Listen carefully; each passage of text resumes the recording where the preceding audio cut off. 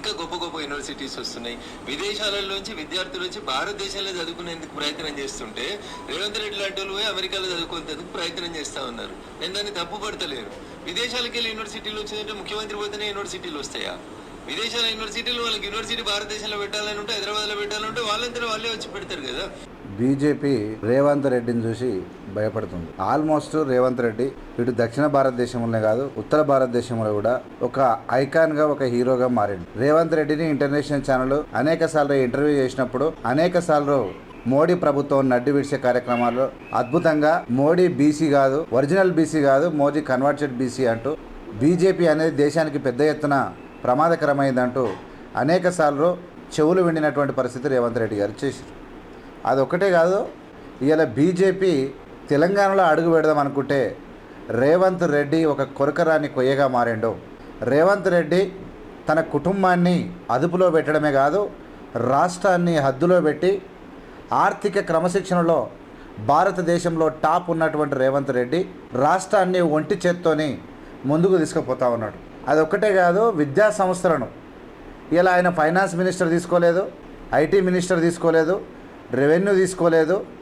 ఆర్థికంగా డబ్బులకు సంబంధించిన మినిస్టర్లందరి నాయకులకు ఇచ్చి కేవలం విద్య మీద కాన్సన్ట్రేషన్ చేయడంతో పాటు ఒక హోమ్ మినిస్టర్ కూడా పెట్టుకున్నాడు, లా అండ్ ఆర్డర్ చేతులు పెట్టుకోవడం కోసం.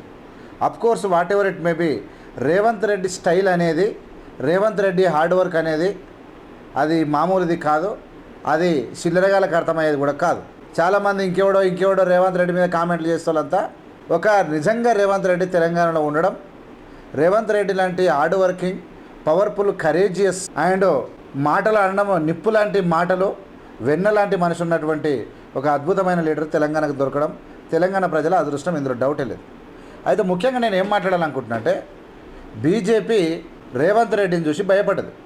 మినిస్ట్రీ ఆఫ్ ఎక్స్టర్నల్ను ఉపయోగించుకొని ఇంతకు మొదలు రాజ్యసభ సీట్ అప్పుడు నిర్మలా మన మీనాక్షి నటరాజన్ గారిని ఏం చేసిందంటే, ఉత్తదే ఏందో ఏవో కేసు ఉందని చెప్పి రిజెక్షన్ చేసిందంటే, కోడిగుడ్డు మీద వీకనికే గోటికాడి గుంతకాడి ఏమంటారు చూడు, మన గోతికాడి నక్కలాగా వెయిట్ చేస్తూ ఉంటుంది ఈ బీజేపీ.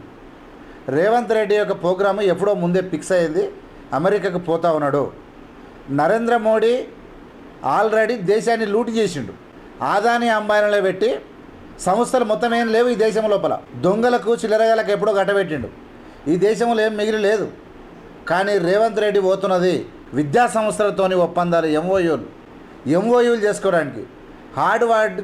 హార్వర్డ్ అండ్ ఎంఐటి లాంటి యూనివర్సిటీలతోని ఒప్పందాలు చేసుకొని భారతదేశ స్థితిగతులను అమెరికాకు అనుసంధానంగా, అమెరికా కన్నా బెటర్గా చేయాలన్నటువంటి రేవంత్ రెడ్డి ఎంతూయిజం అండ్ పోరాట పటుమ, ఇవన్నీ చూసినటువంటి నరేంద్ర మోడీ ప్రభుత్వం, బీజేపీ ప్రభుత్వం కన్నుగిట్టింది, వాళ్లకు వణుకు పుట్టింది.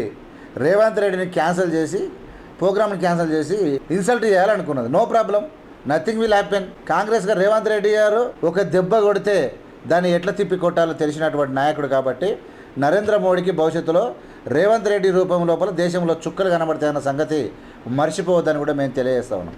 ఇలా లండన్లో పోయి యూకేకి పర్మిషన్ ఇచ్చినాము, మేము అక్కడెందుకు ఇయ్యము, మేము ఇక్కడెందుకు ఇయ్యము. రఘునందన్ లాంటి గుండు అరవింద్ లాంటి వాళ్ళు చాలామంది మాట్లాడుతూ ఉన్నారు. వీళ్ళ మాటలు ఎట్లుంటాయంటే చిల్లర మాటలు ఉంటాయి.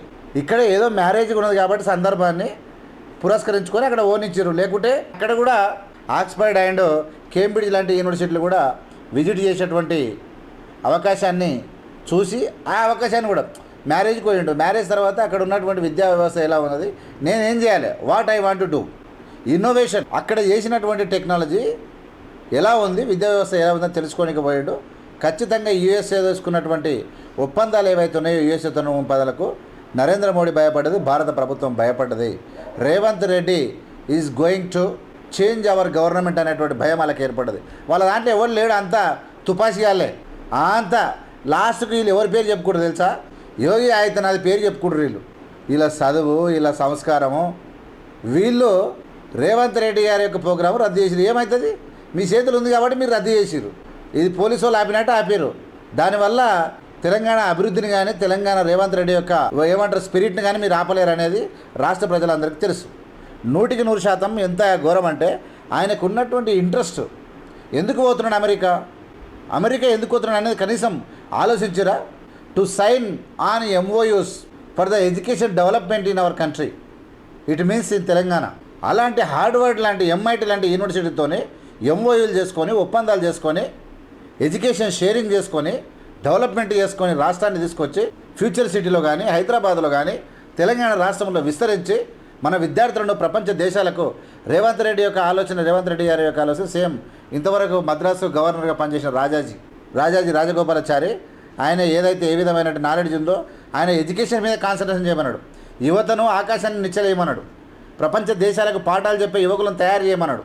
చిల్లరగాలను కాదు, బీజేపీ లేక పూరగాలను ఆయబెట్టి ఆ బండ్లు తెప్పించి పెట్రోల్ పోసి జై శ్రీరామ్ కొట్టి చేసి అట్లా చేయడు కాదు. ప్రపంచానికే భారత్ నుంచి పాఠాలు నేర్పే విద్యార్థులను తయారు చేయమన్నాడు. అలాంటి స్కిల్స్తో పోతా ఉన్నాడు రేవంత్ రెడ్డి. భారతదేశంలో one and only powerful and enthusiasm కలిగినటువంటి ముఖ్యమంత్రి ఎవరంటే రేవంత్ రెడ్డి. రేవంత్ రెడ్డిని చూసి మోడీ అదురుకున్నాడు. ఇంకా రేవంత్ రెడ్డిని తట్టుకునేతోడు ఎదురొచ్చేతోడు ఆ బీజేపీలో ఎవడూ లేడు. Rahul Gandhi Revanth Reddy RR combination is going to smash BJP, there will no doubt about it. వాళ్ళు అనుకుంటారు, వాళ్ళకి తెలుసు రేవంత్ రెడ్డి అమెరికాలో ఉంటే ఏం జరుగుతుంది అనేది తెలుసు. అమెరికా పోతే వాళ్ళు చేసినటువంటి లూటీ ఒప్పందం, వాళ్ళు చేసినటువంటి అదానీ అంబానీల యొక్క కేసులు పెట్టిన మీద లంచాలు ఇచ్చి బిజినెస్ చేయాలని చెప్పి అమెరికాలో లంచాలు ఇచ్చి వాళ్ళ యొక్క బిజినెస్ ఒప్పందాల కోసం అమెరికాను కూడా కల్తీ చేయాలనుకున్న వీళ్ళ మీద కేసులు పెట్టిరు. అప్పుడు మోడీ సరెండర్ అయ్యి వంగి నమస్కారం పెట్టి ట్రంప్ తోటి దిగజారినప్పుడు మొన్న పోతే మళ్ళా నేను వేసిన 2-3 వీడియోలు వేసిన, మళ్ళీ అక్కడ కోర్టు ఒప్పుకోలేదు. సరైన సమాధానం లేదని చెప్పి కొట్టిపడేసింది. మళ్ళీ లాస్ట్ మూమెంట్లో నీ కాలు మొత్తం వెళ్ళిందని ట్రంప్తో గొడవై ట్రంప్ను కూడా ఎంకి మళ్ళీ రాలు. అంటే ఒక ఘోరాతి ఘోరంగా విఫలమైన నరేంద్ర మోడీ, విజృంభిస్తున్నటువంటి రేవంత్ రెడ్డిని తట్టుకోవడం కష్టం అని చెప్పి భయపడి రేవంత్ రెడ్డి టూర్ను అడ్డుకున్నారు. Nothing will happen. Revanth Reddy direct అంటారు, నా వెంట్రుక కూడా ఫరక్ పడదు అంటాడు.